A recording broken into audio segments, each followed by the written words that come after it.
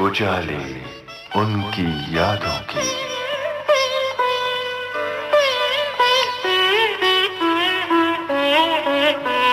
उजाले उनकी यादों की।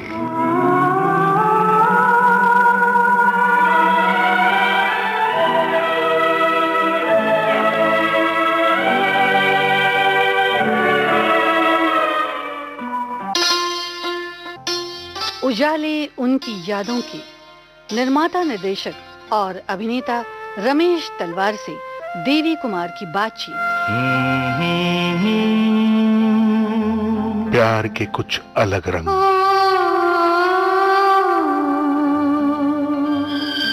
और सेल्यूलॉइड का रुपहला पर्दा, जिस पर डायरेक्टर रमेश तलवार ने बनाया एक सुरीला इंद्रधनुष,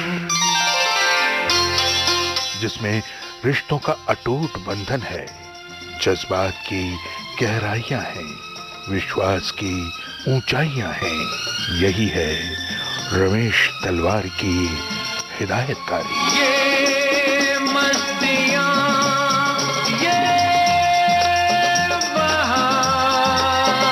एक चार दीवारी की छत के नीचे जब तक प्यार की कोपलें नहीं फूटती, जब तक रिश्तों की शाखें आगे नहीं बढ़ती, तब तक वो मकान बनता नहीं, बसेरा बसेरा। हाँ शारदा, ये सच है। ये सच है कि निमा मेरी बीवी है, और ये घर जो तुम देख रही हो ना, ये घर अब तक इसी की वजह से बसा हुआ है। जहाँ पे सवेरा हो, जहाँ पे बसेरा हो, सवेरा वही है। यही है फिर एक बार रमेश तलवार। साहिबा रुक जाओ। प्यार का नाम सिर्फ अधिकार नहीं, प्यार का नाम सिर्फ हुकूमत नहीं, प्यार का नाम सिर्फ पाना नहीं, प्यार एक दीवानगी है। ये भी है रमेश तलवार। साहिबा, साहिबा देख, देख तेरे परले दर्जे भी ने फिर तुझे छू लिया है। हाथ थाम लिया तेरा, हाथ थाम लिया है। उठ, उठ और उसी तरह अपना हाथ छुड़ाकर एक हिरनी की तरह जंगल में खो जा। अरे लोग खफा हो जाते हैं, पर तेरी तरह मर तो नहीं जाते। हमसे वो नफरत कौन करेगा जो दो जहां की मोहब्बतों पर भारी थी। दोस्तों नमस्कार, मैं आपकी सखी देवी कुमार और मेरे साथ आज है फिल्म जगत के जाने माने निर्माता, निर्देशक और अभिनेता श्री रमेश तलवार जी। रमेश जी, विविध भारती सेवा में आपका बहुत बहुत स्वागत है। नमस्कार। रमेश जी, आपने शीशों का मसीहा नामक एक जो नाटक है, फैज अहमद फैज, इन पर आधारित, जो एक लेखक और कवि भी हैं, आपने ये जो नाटक लिखा है, इसके बारे में हमें कुछ बताइए। देखिए, ये जो हमारे इस नाटक के राइटर थे फैजी साहब, उन्होंने हमको सुनाया कि ये लेटर्स हैं जो फैज साहब ने जेल में से अपनी वाइफ को, अपनी जो उनकी चहेती थी, उनको उन्होंने लिखे थे, और उनके भी जवाब। तो उसके ऊपर बेस करके ये खतों का सिलसिला, आपस में सवाल जवाब दोनों के जो खत थे वो थे। और बीच बीच में फैज साहब की गज़लें जसविंदर गाता था और कुलदीप ने म्यूजिक दिया था उसका। उसके कुछ शोज खेले, बाद में उसमें शबाना आजमी और जावेद साहब ने वो रोल किया। थोड़े से शोज उन्होंने भी खेले। उसके बाद फिर हम लोग जब कैफे और मैं शुरू हो गया तो इनके शोज फिर कम हो गए। फिर हम अपने टूर कैफे और मैं क्या लेके टूर पे जाते रहे। तो इस तरह का है। वाह रमेश जी, कैफी साहब के साथ आप जितने भी टूर्स गए होंगे, काफी मजा आया होगा, है ना? वैसे भी कैफी साहब तो हर शब्द को प्यार में पिरो कर पेश करते थे। चलिए ना, यहाँ पर सुनते हैं उन्हीं के कलम से लिखा हुआ ये प्यारा सा गीत। कुछ दिल ने कहा,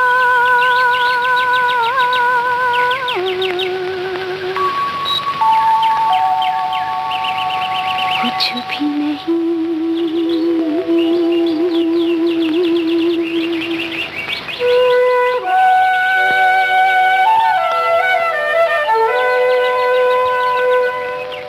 कुछ दिल ने सुना,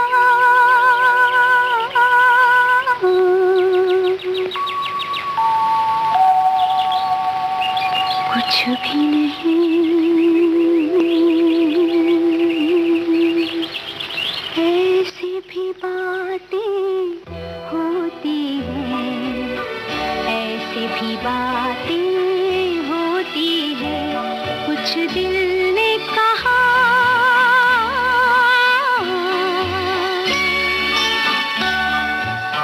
कुछ भी नहीं।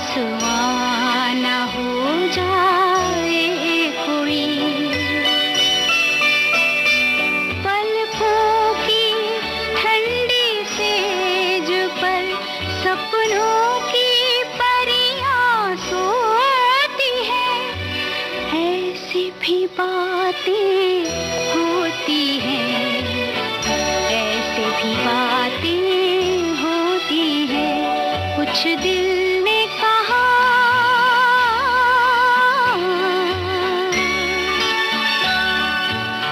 कुछ भी नहीं।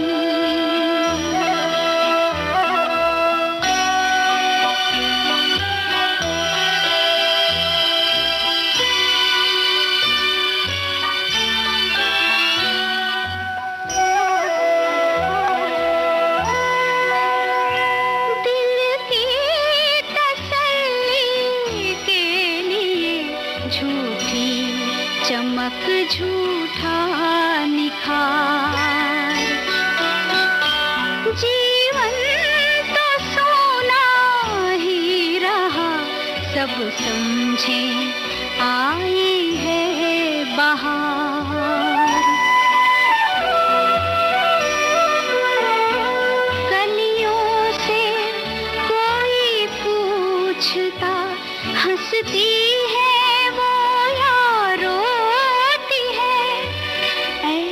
भी बातें होती हैं, ऐसे भी बातें होती हैं, कुछ दिल ने कहा,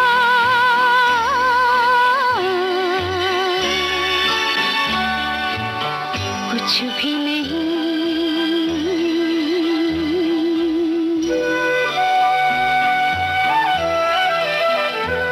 कुछ दिल ने सुना,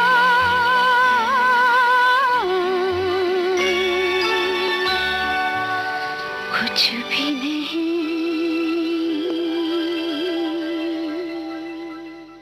रमेश जी, टीवी में आपका डेब्यू एक सीरियल मुक्ति बंधन, जी जी, इस नामक सीरियल में आपने एक बा का रोल, भवानजी बा, हाँ, इस रोल का किरदार आपने निभाया था। जी जी जी। इसके बारे में हमें कुछ बताइए। देखिए, वो क्या हुआ कि मैं टीवी में इस तरह ज़्यादा काम नहीं किया, मैंने डायरेक्ट किया है बहुत कम। एक आरजू सीरियल अमिताभ बच्चन जी के लिए, जया जी के लिए बनाया था, उनकी कंपनी के लिए, एबीसीएल के लिए। तो उसके 50 एपिसोड डायरेक्ट किए थे। और पहले एक सीरियल किया था मशाल के नाम से, दूरदर्शन का, जिसमें अरुण गोविल प्रोड्यूसर थे और वही एक्टर थे मेन, तो उनके लिए बनाया था। बाकी मैंने ज़्यादा टीवी किया नहीं है। और एक्टिंग तो वैसे भी सुबह 9 बजे से रात के 9 बजे तक एक्टिंग करना होता है, और बाद में 2 घंटे ट्रैवल करके दूर सेट लगते हैं, 2 घंटे जाने के और 2 घंटे आने के। तो मैं उस काम में एक्चुअली इंटरेस्टेड नहीं था। लेकिन ये रोल जब आया तो इनका सेट भी एक तो फिल्म सिटी में लगा हुआ था, जो यहाँ से आधा घंटा दूर है, और दूसरा ये कि वो हमारे एक दोस्त विपुल हैं, उन्होंने लिखा था। उन्होंने कहा, रमेश जी आपके ऊपर कैरेक्टर बनाया हुआ, प्लीज़ आप करिए, ये दूसरा कोई नहीं कर सकता। तो मैंने कहा, नहीं यार तुम देखो, कोई जब नहीं होगा तो फिर मैं करूँगा। तो फिर उन्होंने मेरी कुछ बातें सुन ली, कुछ सह ली, और मुझे उकसाया कि मैं ये रोल कर डालूँ। और वो मैंने रोल कर डाला। वो मतलब साल भर चला। आपको कैसा लगा वो रोल करने में? अब रोल अच्छा है, रोल भी अच्छा है, किया भी अच्छा हुआ है, लोग रास्ते में पहचानने में लग गए थे। लेकिन वो कैरियर जो था ना, कि वो टीवी का जो कैरियर है ज़रा टफ है। हम सिनेमा में बहुत अय्याशी करते हैं, हम अपने मन पसंद जगह पे जाके शूटिंग करते हैं। जो आवर्स होते हैं कि नूरी के ज़माने में हम लोग सुबह 10 बजे से दोपहर के 3 बजे तक खाली काम करते थे, क्योंकि उस वक्त की धूप जो थी हमारे काम की होती थी। तो वो पहाड़ों में जाके आप 3 बजे से लेकर शाम तक आप आराम कर रहे हैं, ताशें खेल रहे हैं, जोक्स मार रहे हैं। फिल्म का काम वाकई ऐसा ही होता है। फिल्म में कोई ऐसा बर्डन नहीं होता आप पर कि चाहे आप एट स्टेज पिक्चर बनाइए, तो आप इत्तेफाक एट स्टेज बनी, राजकमल में सेट लगा था तो 1 महीने में फिल्म बन गई थी। मैंने जो अभी शत्रु जी के लिए फिल्म बनाई आज फिर जीने की तमन्ना है, उसका सेट एनडी स्टूडियो करजत में लगाया और वहाँ पे वो बड़ा सेट था मेन, और हम लोग वहीं पास में रहते थे। रात को एक्टरों से पूछता था सुबह कितने बजे आना चाहते हैं, उतने बजे उनको बुलाता था, और कितने बजे पैकअप करना चाहते हैं उतने बजे पैकअप कर देता था। और उस तरह से मजे से, क्योंकि देखिए एक्टर की जो चमड़ी है वो थक जाती है, वो कैमरे में नजर आता है सब। हीरोइन का मेकअप खराब हो चुका होता है और लोग इस मेकर समझते नहीं है। ये एक्चुअल जो है आप तक जो प्रोडक्ट पहुंचती है ऑडियंस तक, वो उतने सुंदर चेहरे नजर आने चाहिए, थके नहीं होने चाहिए, जिस किस्म का सीन है उसके हिसाब से चेहरा लगना चाहिए। तो मैं अपने आर्टिस्ट से पूछ के उनके मन पसंद बिना थके हुए जो काम कर सकते थे ऐसा कर। यानी आप अपने एक्टर्स के मनपसंद डायरेक्टर हैं। ये तो एक्टरों से ही पूछना पड़ेगा लेकिन ये है कि अच्छा रहा हमेशा जिन जिन एक्टरों के साथ काम किया। मतलब इवन दिलीप कुमार साहब ने मुझे, जब उनके साथ दुनिया फिल्म की मैंने डायरेक्ट, तो यश जोर प्रोड्यूसर थे उस फिल्म के, तो उस वक्त दिलीप साहब ने भी कहा कि यार मैंने जितने लोगों मेरे साथ पंजाबी में बात करते थे, हम लोग दोनों फ्रंटियर के थे। मैं एबटाबाद से यहाँ आया था, बच्चा था, खैर मुझे वहाँ का कुछ याद नहीं है, और लेकिन ये पेशावर से थे। तो हमारी जो डायलेक्ट थी पंजाबी जिस किस्म की थी, हम एक ही किस्म की बोलते थे। तो बहुत हमारा वो हो गया। और उन्होंने मुझे कहा एक दिन कि काके यार तेरे साथ काम करने में बड़ा मज़ा आया, इतने बड़े बड़े डायरेक्टरों के साथ काम किया है, लेकिन ऐसा लगा कि बस अपने बेटे के साथ काम करूं इस तरह। मसलन मैंने जो अब कहा बिल्कुल सही कहा बस ऐसा होता रहा। ये एक्टरों के ये गिव एंड टेक है एक्चुअली। बिल्कुल जैसा एक्टर के साथ आप रिलेशनशिप रखते हैं वैसे वो आपके साथ रखते हैं। आप उनको सहूलतें देते हैं। मैं कह दूंगा नहीं साहब मैंने तो आज आप यहाँ से जा नहीं सकते जब तक। मेरा बसेरा का सेट लगा हुआ था, रेखा जी उसमें काम कर रही थी। रेखा जी ने अपने टाइम दिया और 8 बजे चली जाती थी कि मेकअप खराब हो जाता है, शाम को 8 बजे।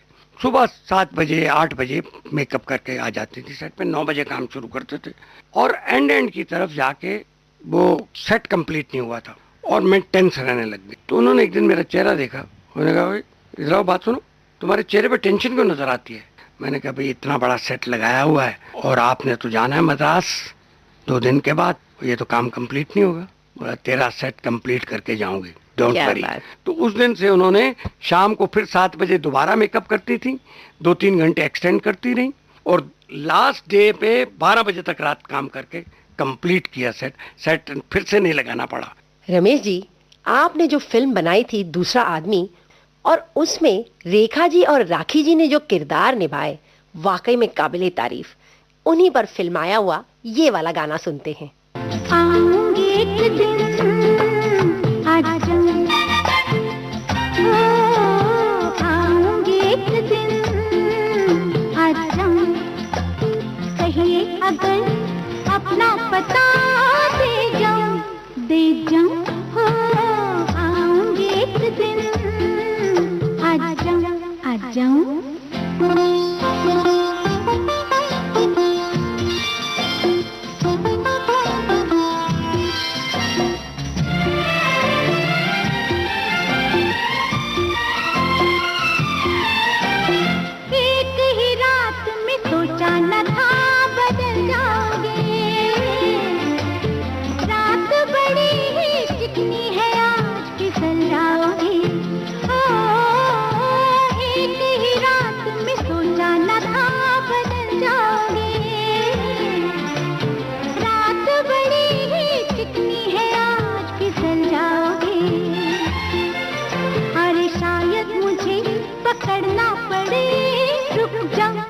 रुक जाऊं, हो आऊंगी एक दिन आ जाऊं, आऊंगी एक दिन आ जाऊं।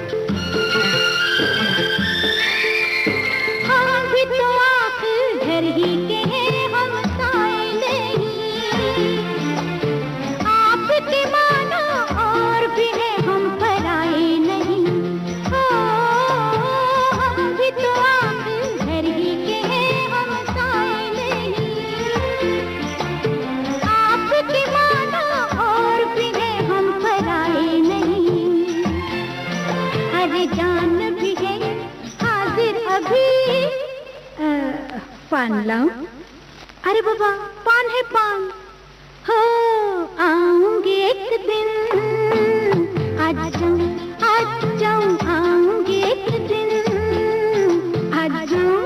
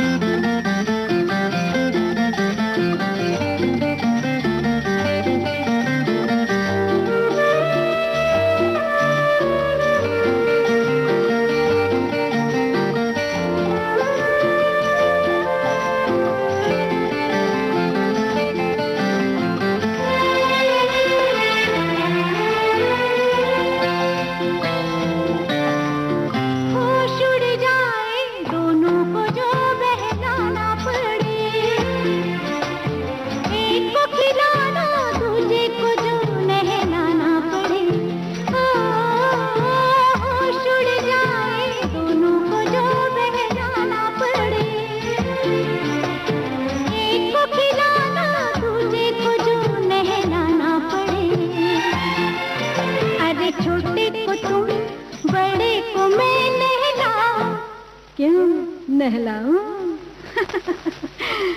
हो आऊंगी एक दिन, आज जाऊं।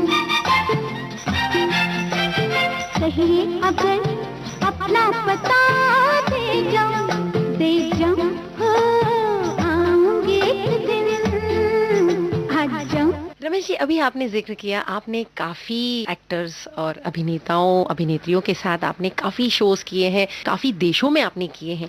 कोई ऐसा वाकयात जो आप शेयर करना चाह रहे हो, जो अभी भी ताजा तरोगा हो आपके जहन में? देखिए, क्या उस वक्त कई ऐसी बातें होती हैं, कुछ ट्रैवल करते हुए आपको देखिए, एक बार क्या हुआ, सूरत में शो था और जया जी रोल कर रही थी, माँ रिटायर होती का शो था, तो ट्रेन से जाना था और मैंने दिल में सोचा जया जी ट्रेन से कैसे सफर करेंगी, लेकिन जया जी आई, वो बुरके में आई, बुरका पहन के आई और वहां रही और थोड़ी देर के बाद जब हमसे बात करती रही, वो लोग आते जाते देखते थे कि है तो जया बच्चन ही, लेकिन वो उस तरह डिस्टर्ब नहीं करते रहे।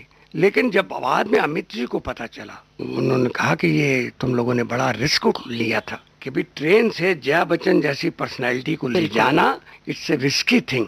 स्टेशन आते हैं, चीजें आती हैं और सूरत तक आप वहाँ गए हैं, कोई ये भी नहीं था कि अगले स्टेशन पर उतर जाना है, ये करना है।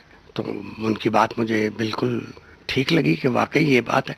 तो इस किस्म के किस्से, बाहर के दर्जनों किस्से हैं, जब आप ट्रैवल कर रहे होते हैं, कहीं बर्फ पड़ी है, अगली जगह पहुंचना है आपने, वहां आपका कल शो है, वहीं पे एक बार हम पहुंच गए और हमारी कॉस्ट्यूम्स नहीं पहुंची, सेट नहीं पहुंचे, वो रह गए और एक्टर लोग हम पहुंच गए और शो है शाम को। तो जया जी ने कहा मैं तो अपने कपड़े मैनेज कर लूंगी, फिक्र मत करो। उन्होंने चीज़ें वैसे अपनी साड़ियाँ वाड़ियाँ जो पर्सनल कपड़े, इसमें ये पहन लूँगी, उसमें वो कर लूँगी।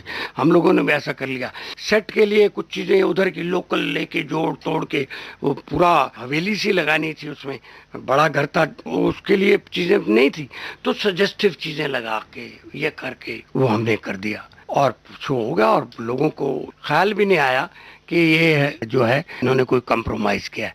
और जब हम शो कर चुके थे, इतने में हमारी प्रॉपर्टीज और सामान आ गया था सर, वहाँ पहुँच चुका था। इसका मतलब ये हुआ कि आपने थिएटर के साथ जुड़कर जो भी किया है उसमें आप बहुत मजा लेते थे और बहुत आनंद लेते थे। जी, ये तो है, बिल्कुल है फैक्ट। बहुत थिएटर एक नशा है, बिल्कुल। अभी आपने जिक्र किया आप कोई नई फिल्म बना रहे हैं। जी जी, बस ये फिल्म कंप्लीट है। शत्रु जी ने खुद प्रोड्यूस किया, उनके हमारी भाभी ने, पूनम सिन्हा ने जी। और शत्रु जी मेन रोल में है, रेखा जी उनका अपोजिट है, सतीश शाह कॉमेडियन भी हैं उसमें, और लोग यंगस्टर भी, बच्चे भी हैं। बहुत ही अच्छी फिल्म है, हंसती खेलती फिल्म, जो ऋषि राज ऐसी फिल्में बनाते थे उस किस्म का ट्रिब्यूट है। और बहुत बड़े ग्रेंजर लेवल पे जो बनाना, शौक से इन्होंने पैसे वैसे खर्च किए उस पर। तो पिक्चर कंप्लीट है, देखिए कब रिलीज होती है। कब तक रिलीज होने की संभावना चल रही है? वो बातचीत होती है ना आजकल, रिलीज जो है उसमें कारपोरेट वर्ल्ड आता है, एंटर करता है, फिर वो सब बातें होती हैं, रिलीज डेट उस हिसाब से होती है। और इस नई फिल्म की जो हीरोइन है वो रेखा जी मेन रोल रेखा जी का है, रेखा जी शत्रु जी का। और वैसे यंग हीरोइन रिशिता भट्ट भी है उसमें, बट उनका रोल कम है। मेन रोल ये एल्डरली कपल का है, 55 ईयर्स के, उनका है। रमेश जी, ऐसा कोई इंसिडेंट, ऐसा कोई जो आपका एक्सपीरियंस रहा हो, तजुर्बे के साथ इतनी एक्सपीरियंस है आपकी, ऐसा कोई एक्सपीरियंस जो आप हमारे श्रोताओं तक पहुंचाना चाह रहे हो? भाई श्रोताओं तक तो उनको हमसे ज़्यादा पता है। आजकल हर मैगजीन में चीज़ें छप जाती हैं, इंटरनेट पे आती हैं चीज़ें, सारी चीज़ें ही हैं। लेकिन यह है कि भाई ये जो फिल्म मेकिंग है, हर आदमी का अपना एक पर्सनल एक व्यू पॉइंट होता है। व्यू पॉइंट में हम ऑडियंस का ख्याल रख के काम करते हैं। हम सोचते हैं कि ऑडियंस को ये चीज़ पसंद आएगी या उनको ये बात नहीं लगेगी और इसलिए अच्छा लगेगा। तो कोई भी फिल्म ऐसे नहीं बनाई जाती कि जो फार्मूला, एक ज़माना था फार्मूला की फिल्में में बनती थी और लोग करते थे। लेकिन अब नए नए मेकर्स आए हैं, नए नए सब्जेक्ट लाते हैं, नए नए टॉपिक लाते हैं, बड़ी अच्छी फिल्में बन रही हैं। सब कुछ चलती हैं, कोई नहीं चलती है, वो अलग बात है। ये है कि लेकिन फिर भी जितना मैं कैजुअल आपको लग रहा हूँ, उसमें मेहनत बहुत सबकी कितनी जाती है। हर आदमी के दिमाग में एक्टर जो है वो भी ऐसा लगता है कि बड़े आसानी से वो तो बैठ के जा रहा है गाड़ी में। उसको जब वो गाड़ी में बैठ के जा रहा है, एक लाइट उसके इधर से कान से इधर से पड़ी हुई होती है, एक लाइट वो जल भुन रहा होता है कि यार जल्दी लाइट बंद करो। मतलब वो आसान काम कोई भी नहीं है। बर्फों में है तो बर्फों में जम रहे हैं और उतनी देर में आपको वो काम खत्म करना है और वो दांत किटकिटा रहे हैं उनके और उसमें वो लव सीन कर रहे हैं। दाग में वो लव सीन है, शुरू में ही आग जली हुई है और वो तो बर्फों पे हमने किया, शर्मिला टैगोर और राजेश खन्ना साहब। और वो डायलॉग याद नहीं हो पा रहे थे, इतनी ठंड थी और मैं नया नया असिस्टेंट था और मैंने हाथ में लेके प्रॉम्प्ट करता था डायलॉग, जो बाद में डबिंग में वो चीज़ें मेरी आवाज़ हो गई, साफ हो गया, सब फर्स्ट क्लास। तो इतनी तक वो चीज़ें होती है। कोई चीज़ जो है आसानी से नहीं है। ये जो डांस है, जो फिल्म में आसानी से लगता है 3 मिनट, अरे वाह क्या अच्छा डांस किया, वो कमर टूट जाती है उनकी।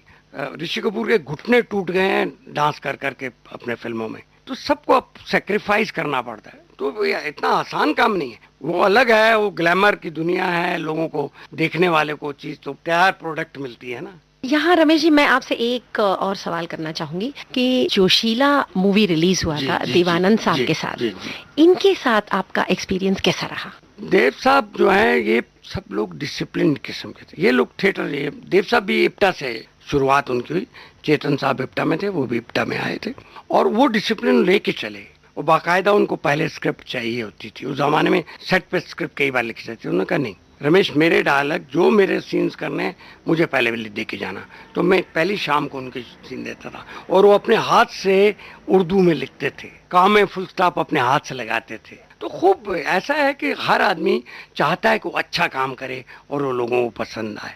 तो देव साहब के साथ उन्होंने मुझे शुरू में ऑफर भी दी थी। जब मैं एज असिस्टेंट काम करता देखा, उन्होंने कहा यश तुम रमेश को फिल्म दे रहे हो या मैं नवकेतन में दूं? तो उन्होंने कहा नहीं जी, मैंने इसको कहा हुआ है, सब्जेक्ट तैयार कर रहा है अभी, तो इतना। और वहाँ पे आउटडोर में भी संग जाते थे। जब उनको कहीं जाना होता था वॉशरूम वगैरह में, हम आउटडोर में हेमा जी बैठी हैं और आर्टिस्ट बैठे हैं, तो मुझे कहते थे रमेश चलो लोकेशन देख के आते हैं। तो वो यूं दूर से इशारा इधर यूं करते थे, हम झाड़ियों में जाके अपना काम करके वापस लौटते थे। तो इससे ऐसे हैं। जोशीला में हेमा जी भी थे जी। तो इनके साथ आपने और जो फिल्में बनाई भी है हेमा जी के साथ, जी जी। इनके साथ कैसा रहा आपका? हेमा जी जो है ना, क्योंकि वो खुद डांस से उनकी बैकग्राउंड है, डांसर हैं, अपना एक किस्म का डिसिप्लिन उनका अपना है। तो शुरू में मैंने एक डांस उनका चल रहा था जोशीला में, तो मैंने अपनी तरफ से बच्चा सा था, अपना लाड से बड़े आके मैंने अपने तरफ से हिंदी को बिगाड़ के मद्रासी में बोलने को, हेमा जी आइए आपका यहाँ आइए मेरे पास जी, मैं आपकी कोई नकल करती हूँ। मैंने कहा नहीं, I'm sorry। और हमेशा से वो मुझे वो बात उनकी याद आती है कि किस तरह मुझे उन्होंने बोला, बिल्कुल शांत रस में, कुछ बिगड़ी नहीं, कुछ नहीं किया, जिस ढंग से समझाया था। वो बाद में मैंने उनके साथ ये जब रंगोली किया था टीवी के लिए जी। तो उन्होंने स्विट्जरलैंड में भी शूटिंग करने गए थे साथ में ही, तो बड़ा ही आराम से प्यार से समझा के काम करती थी। तो मैं उनको कुछ कहता था कि ये बोलना है, तो चूंकि मैं स्टेज का हूँ तो मेरी आवाज़ ज़रा ज़्यादा बड़ी आती है, क्योंकि मुझे लास्ट रो वाले को अपनी आवाज़ सुनानी होती है। तो उनको कुछ समझा रहा था। उन्होंने कहा रमेश जी क्या हो गया आपको, मैं यहाँ बैठी हूँ, आप कैसे 1 मील दूर वाले से बात कर रहे हैं? तो ये बिटवीन आर्टिस्ट एंड डायरेक्टर ये ऐसी चीजें अलग अलग टाइम पे अलग अलग तरह से होती हैं। बिल्कुल। शांत रस में आपको बात कैसे समझा? बिल्कुल रमेश जी, यही वो बातें हैं जो एक फिल्म को बेहतरीन बनाती हैं।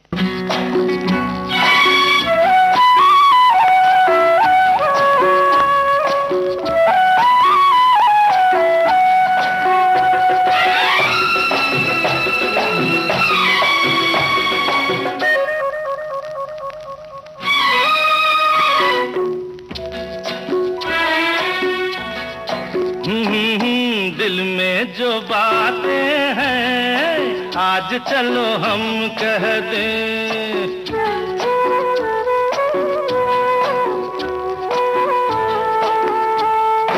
दिल में जो बातें हैं आज चलो हम कह दें, कल का भरोसा क्या आओ इसी दम कह दें। हाँ, थोड़ी हमें मोहलत दो, ऐसे कैसे हम कह दें, पूरी ही समझ लेना, चाहे जरा कम कह दे, थोड़ी हमें मोहलत दो, ऐसे कैसे हम कह दें।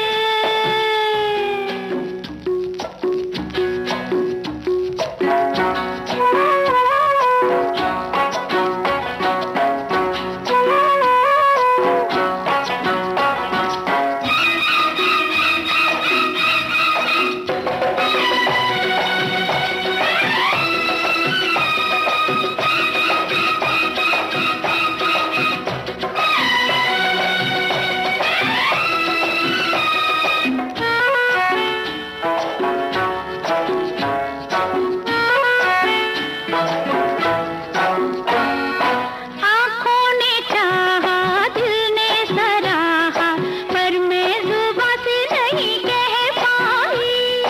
दिल की कहानी दिल में रही तो मिट ना सकेगी कभी तन्हाई। ख्वाबों में तुमको हर बात कह दी, कैसे बताते हुए शर्म आई।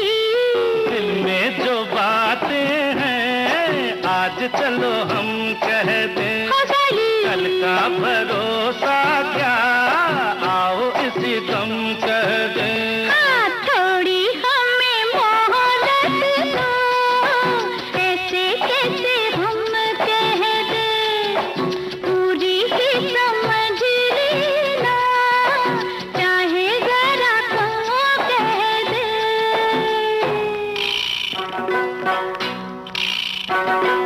जामनदी तीर से लंबावली पुल तोड़ के, जामनदी तीर से लंबावली पुल तोड़ के, ए साली रे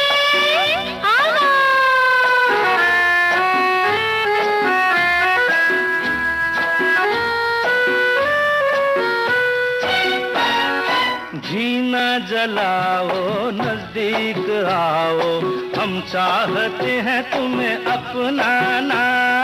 बढ़ने लगी है सीने की धड़कन, आगे ना आना वहीं रुक जाना। हो ना तुम पराई ना हम पराए, अपनों से कैसा भला शर्माना। मिलते ही मुझको अपने लगे तुम, तब मैंने जाना तुम्हें बेगाना। दिल में जो बातें हैं आज चलो हम कह दें, कल का भरोसा क्या आओ इसी दम कह दें। हाँ, थोड़ी हमें मोहलत दो, ऐसे कैसे हम कह दें, पूरी ही समझ लेना, चाहे जरा कम कह दें। जामनदी तीर से लंबावली पुल तोड़ के, जामनदी तीर से लंबावली रे। उजाले उनकी यादों के निर्माता, निर्देशक और अभिनेता रमेश तलवार के साथ। रमेश जी, हम बात कर रहे हैं जो आपने फिल्में डायरेक्ट की हैं जी इनके बारे में। एक फिल्म था सवाल, इस फिल्म को आपने डायरेक्ट किया था। जी, इसके जी। बारे में हमें कुछ बताइए ना। देखिए, सवाल जो फिल्म थी ये हमारी भाभी पैम जी का आइडिया था। उन्होंने कहा कि रमेश, इस तरह का एक आइडिया है, मैंने कोई नावल पढ़ा था और इसके ऊपर इस किस्म की फिल्म बन सकती है। तो मैंने कहा भाभी जी, वो स्मगलिंग और उस चीज़ में मैं शुरुआत थी मेरी। तो जावेद अख्तर वहाँ बैठे थे, उन्होंने कहा क्यों भाई अभी से अपने आप को क्यों तुम टाइप कास्ट कर रहे हो, ये करना है और ये नहीं करना है, why don't you do it. तो मैंने कहा यश जी से पूछिए, यश जी अगर इस तरह की फिल्म बनाना चाहेंगे। तो यश जी ने कहा हाँ बनाते हैं, चलिए। तो फिर वो सवाल फिल्म का ये बनाई जाए। और इसमें पहले हम सोच रहे थे कि अमित जी से कहेंगे, तो अमित जी उन दोनों काफ़ी बिजी थे, यश जी की दूसरी फिल्म भी चल रही थी। तो फिर हमने शशि जी से कहा, तो शशि जी ने कहा तुमने अमिताभ के लिए रोल सोचा है और मुझसे करवा रहे हो, वो अभी रमेश ठीक नहीं है तुम्हारे लिए। क्यों? क्योंकि मैं अब मुक्का मारता हुआ गलत लगता हूँ। जब तक अमिताभ बच्चन नहीं आया था तब तक मुक्के मारते रहे, तब लोग एक्शन इस तरह का समझते थे। जब से अमिताभ बच्चन आया एक्शन का रूप बदल गया। जी। तो फिर भी हमने कहा हमारी कहानी इस तरह की है, एक्शन सीक्वेंस और किस्म के हैं, दिस दैट करके शशि जी हाँ कर दिए। और संजीव कुमार को हमने उस रोल में ले लिया जो मेन लॉयर है और बाद में वो कैसे स्मगलिंग में चला जाता है, इस किस्म की कहानी थी। तो उस जमाने में इस किस्म की फिल्में चल रही थी। तो हरी भाई के साथ त्रिशूल की थी, मैंने स्टेज पे भी उनके साथ काम किया हुआ था और मुझे भतीजे की तरह समझते थे, हालांकि मुझसे 2 ही साल बड़े थे। सागर साहब के दोस्त थे तो मुझे सारे जितने सागर सर्दी के दोस्त हैं वो सब मुझे भतीजा समझते थे। राजेश खन्ना भी, कि उसके लिए मैं भतीजा था, चाहे वो 2 साल सीनियर थे मुझसे। तो संजीव कुमार ने कहा हाँ मैं करूँगा। तो संजीव कुमार का काम करने का ढंग ये है कि वो आते थे सेट पे जो पिछली रात जैसी गुजरी है उसके हिसाब से, यानी अगर लेट नाइट हुई है या कहीं रात की भी शूटिंग कर ली है, अब कब आंख खुलेगी उस हिसाब से आएंगे। जी। तो हमारी जो, चूंकि वो मुझे अच्छी तरह तो मुझे पहले बता देते थे कि उससे पहले कि कुछ गड़बड़ हो तुम अपना ये काम पहले कर लेना, मैं इतने बजे पहुंचूंगा। तो उनकी लेट लतीफ़ी के किस्से बहुत मशहूर हैं वैसे और खाने के भी उनके किस्से बहुत मशहूर हैं। तो हम वो बड़े, मतलब अगेन वो थिएटर की बैकग्राउंड की वजह से, और वैसे बड़े भले इंसान थे, बहुत अच्छे एक्टर और बड़े भले इंसान थे। और उनका ये था कि थोड़े से कपड़े के मामले में लेथार्जिक थे। उस तरह के यार ठीक है ना पजामा पहना हुआ है तो ऊपर कोट पहन लेते थे, ऊपर सर पे विग लगी हुई है, नीचे पजामा पहना हुआ। यार इतना शॉट ले रहे हो ना, क्लोजअप है ना, अरे क्या जरूरत है पैंट बदलने की। तो इतना उनके इस किस्म के किस्से सारे डायरेक्टरों के साथ हुए होंगे। तो हमारे वो पिक्चर जो हमने बाहर जाके उसमें कश्मीर में उसके गाने वाने शूट किए थे, वहीदा जी और संजीव कुमार का, उनका जवानी का पोर्शन था और एजेड उस तरह का था, बड़े उम्र वाले हो जाते हैं और वगैरह उस तरह का था।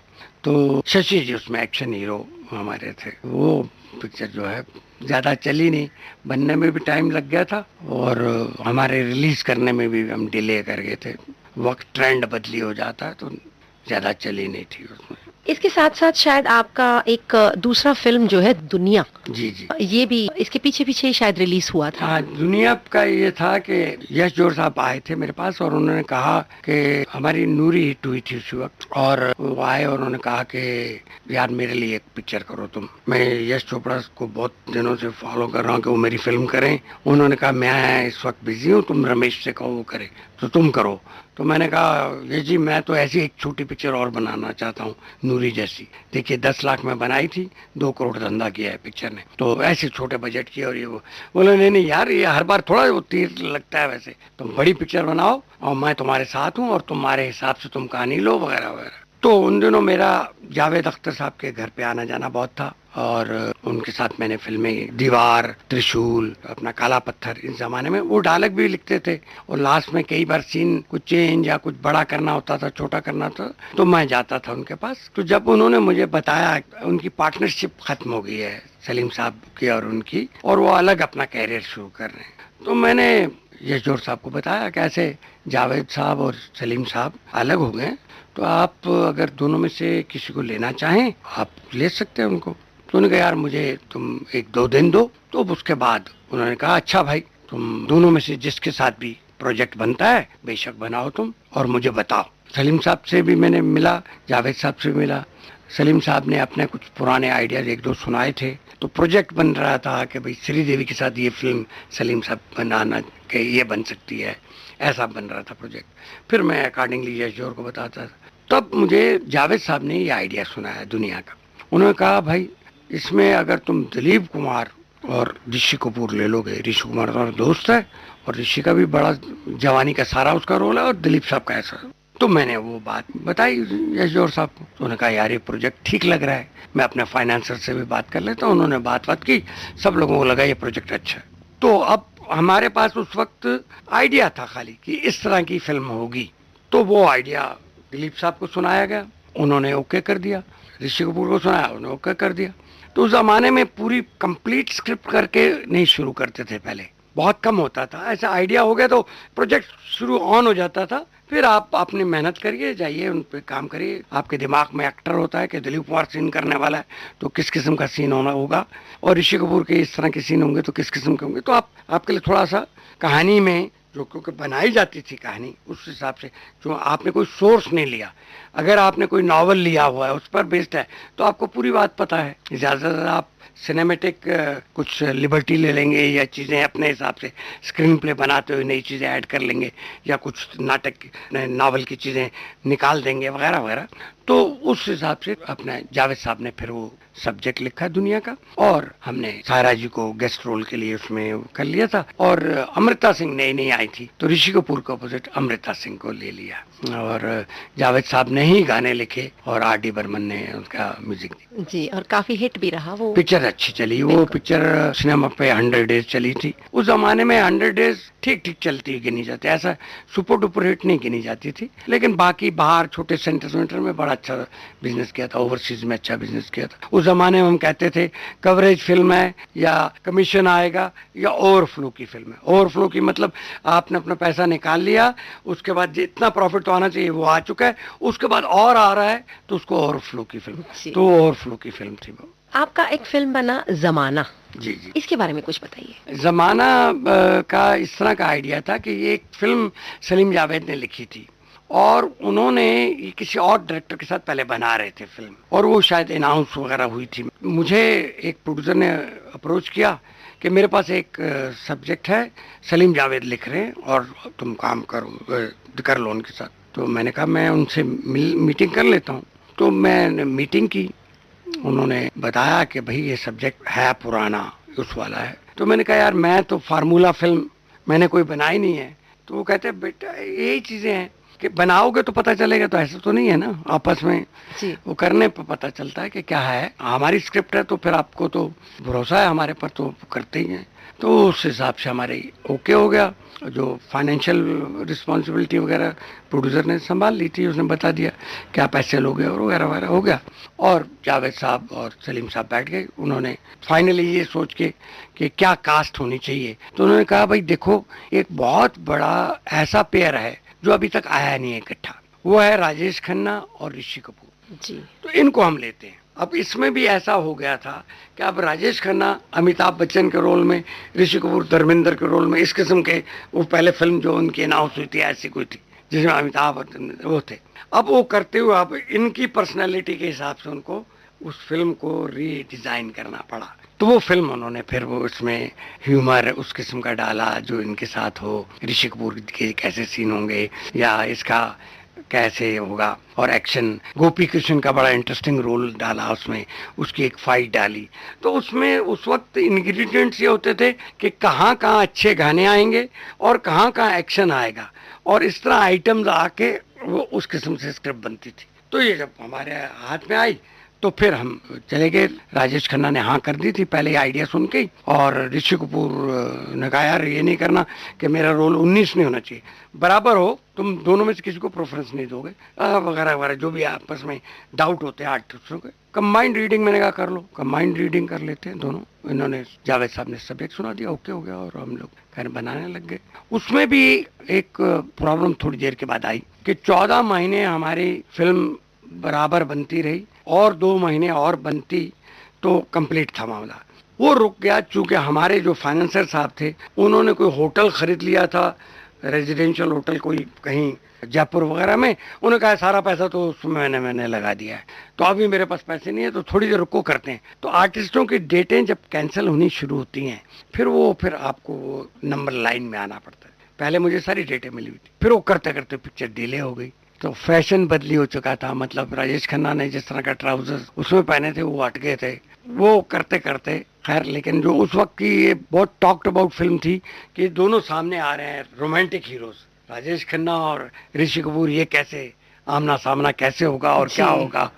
और पहले दिन जो है दोनों आमने सामने आने के लिए टेंस भी थे, दोनों आर्टिस्ट आपस में काम करते हुए। तो ये तो चीजें, छोटी छोटी चीजें तो होती रहती है। रमेश जी, यहाँ वक्त हो चला है एक और गाने का। चलिए जमाना का ही कोई गाना देख लीजिए।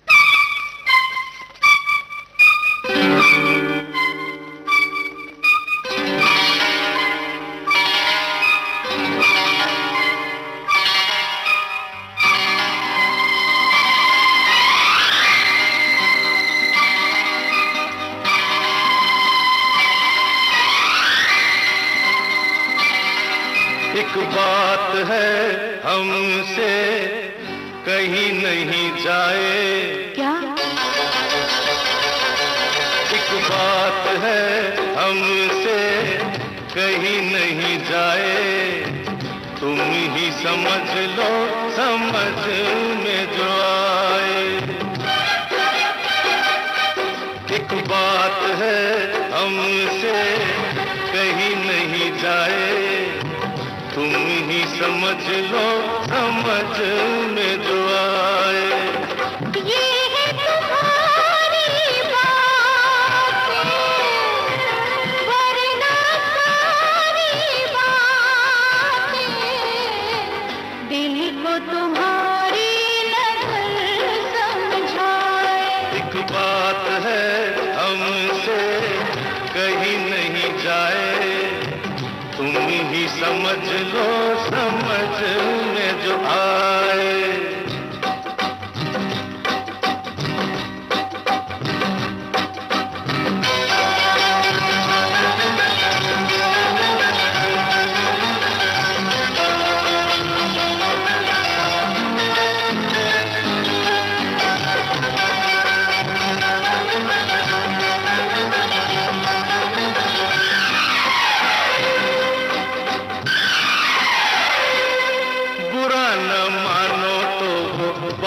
कह तू पूरी, तुम्हारे बिन है मेरी जिंदगी अधूरी। बुरा न मानो तो वो बात कह तू पूरी, तुम्हारे बिन है मेरी जिंदगी अधूरी। कभी मेरी बाहों पे ये जुल्फ जो बिखरे, कभी मेरे घर जो ये चांदनी उतरे, तो जिंदगी मेरी क्या हो जाए। तुम ही समझ लो समझ में जो आए। ये है तुम्हारी बातें, वरना सारी बातें दिल को तुम्हारी नजर समझाए। एक बात है हमसे कहीं नहीं जाए, तुम ही समझ लो समझ में जो आए।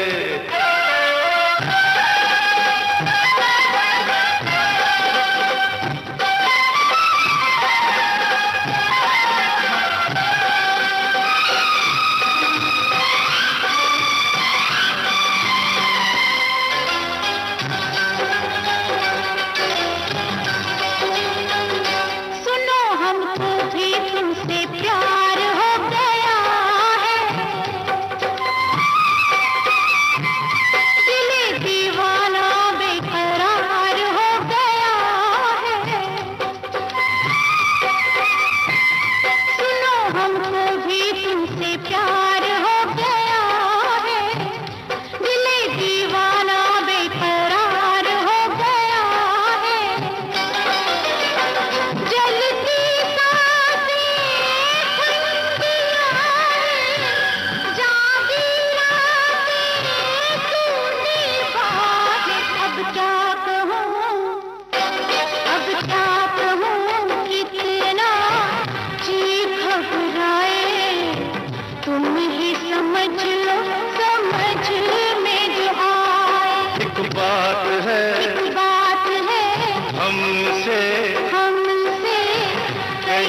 नहीं जाए, तुम ही समझ लो समझ में जो आए, तुम ही समझ लो समझ में जो आए।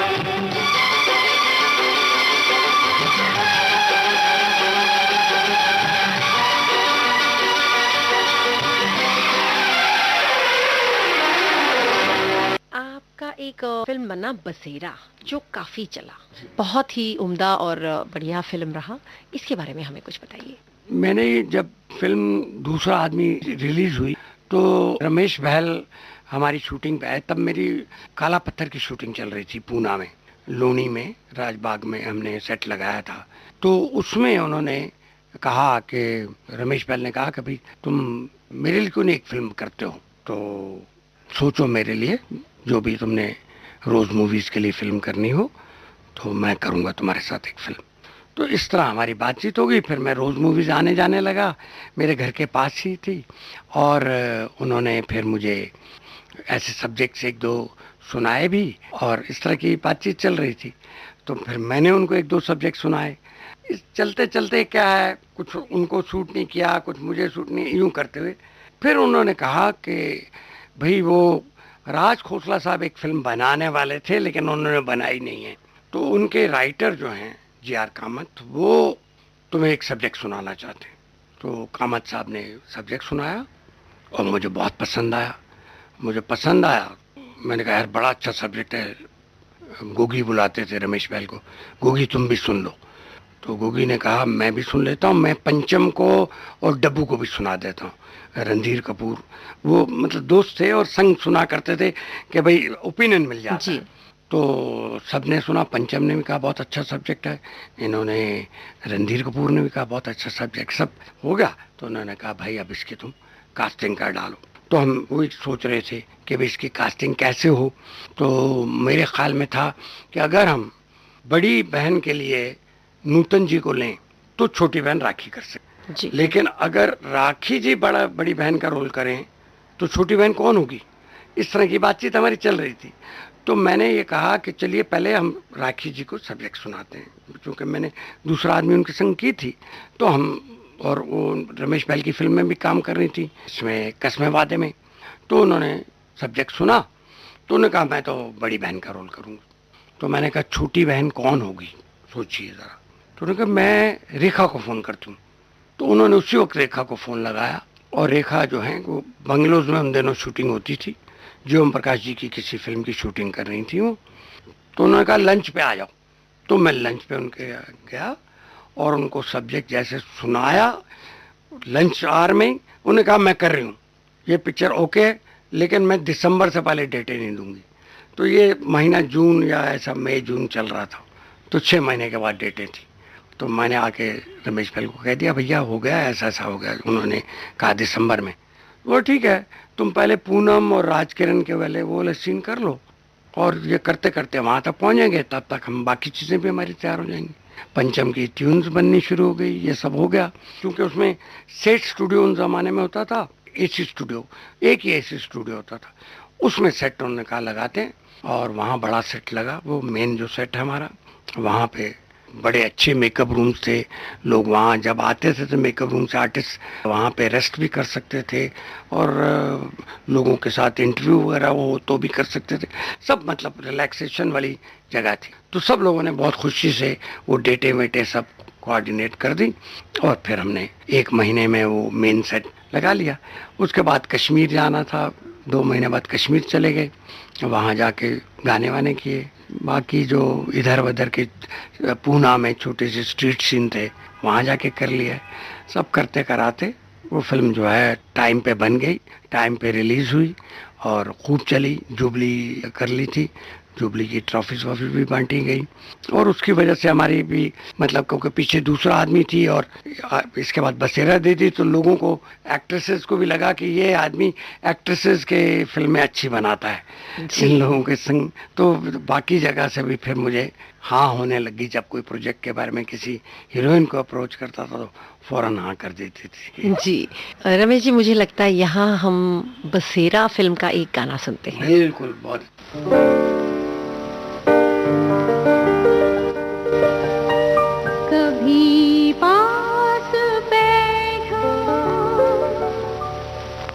किसी फूल के पास सुनो जब महकता है बहुत कुछ ये कहता है।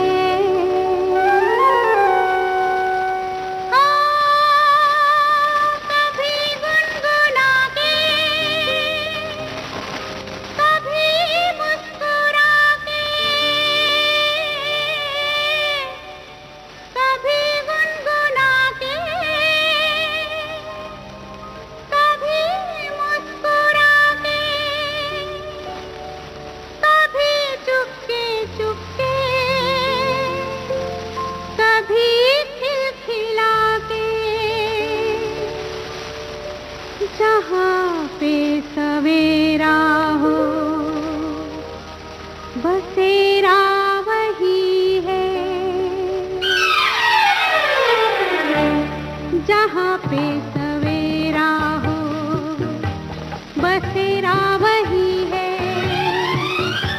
जहाँ पे सवेरा हो बसेरा वही है।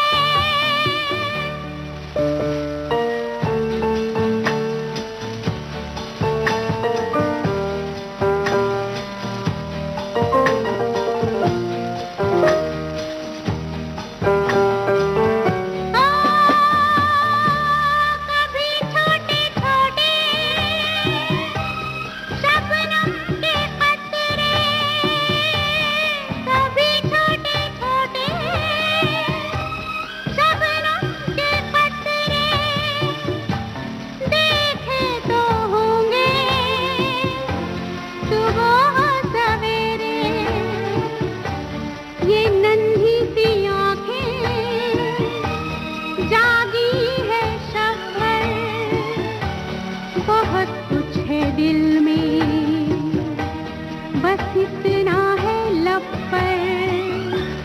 जहाँ पे सवेरा हो बसेरा वही है। जहाँ पे सवेरा हो बसेरा वही है।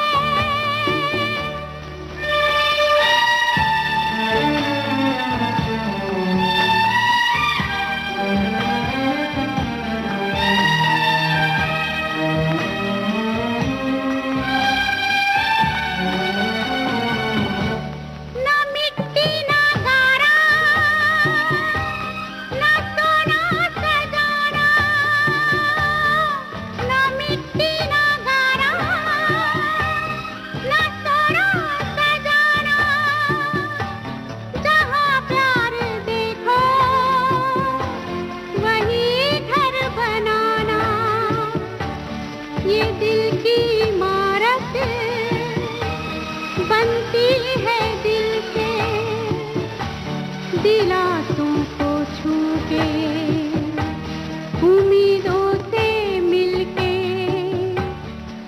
जहाँ पे सवेरा हो जहाँ पे बसेरा हो सवेरा वही है। जहाँ पे बसेरा हो सवेरा वही है। जहाँ पे बसेरा हो सवेरा वही है।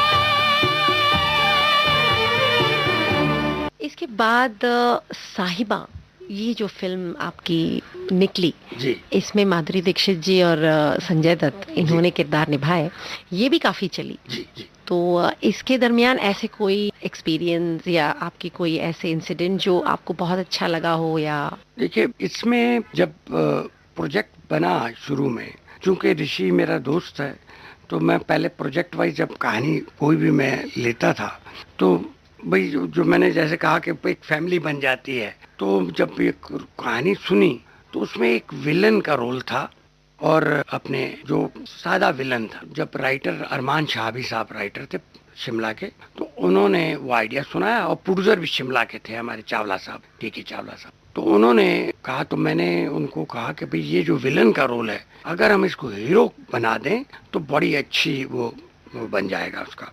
सब्जेक्ट एक नए तरह का बनेगा। तो हमने संजय दत्त का रोल तैयार किया।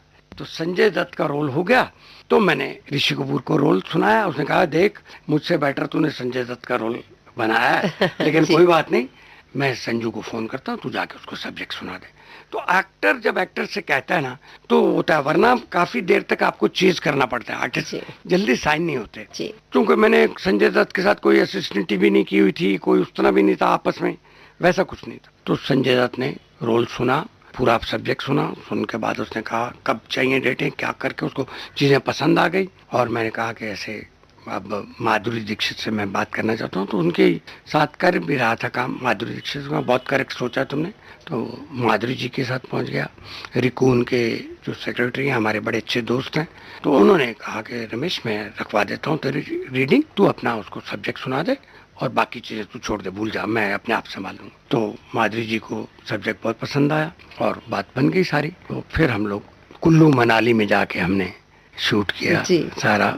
तो उस एटमॉस्फेयर में वो सारा ओरिजिनल जो जहाँ का राइटर ने सोचा था जो चीजें, वो जगह कैप्चर की और अच्छा रहा सब। जी रमेश जी, जाते जाते आप घर परिवार के बारे में हमारे श्रोताओं के साथ कुछ अगर शेयर करना चाहेंगे तो। देखिए, घर परिवार छोटा सा परिवार है। चाचा मेरे सागर सदी राइटर जी, फिर वाइफ नीता है और मेरी 2 बेटियां हैं, पूजा और तान्या। पूजा जो है एडवर्टाइजिंग में काम करती है और तान्या जो है यही मेरी फील्ड में है और लिखती हैं और डायरेक्शन में असिस्टेंट वगैरह हैं, इस तरह का काम करती हैं। और बस बाकी भाई बहनें, भाई मेरा एक बहुत बड़ा डॉक्टर है, डॉक्टर इंद्र तलवार, और दूसरा भाई विजय तलवार, उनकी डेथ हो गई है। वो फिल्म मेकर थे, उन्होंने लोरी बनाई और बाजार प्रोड्यूस की थी सागर सरदी के संग। तो बस ये है परिवार हमारा। रमेश जी, आपने हमारे लिए इतना वक्त निकाला, हमारे साथ इतनी सारी बातें आपने शेयर की, आपका बहुत बहुत धन्यवाद। शुक्रिया, आपका भी शुक्रिया, बहुत बहुत। उजाले उनकी यादों के आज इस कार्यक्रम में आप सुन रहे थे निर्माता, निर्देशक और अभिनेता रमेश तलवार से देवी कुमार की बातचीत का दूसरा और अंतिम भाग। तकनीकी सहयोग था गणेश शिंदे और प्रदीप शिंदे का। विविध भारती की ओर से इस कार्यक्रम की प्रस्तुतकर्ता कल्पना शेट्टी। उजाले उनकी यादों की।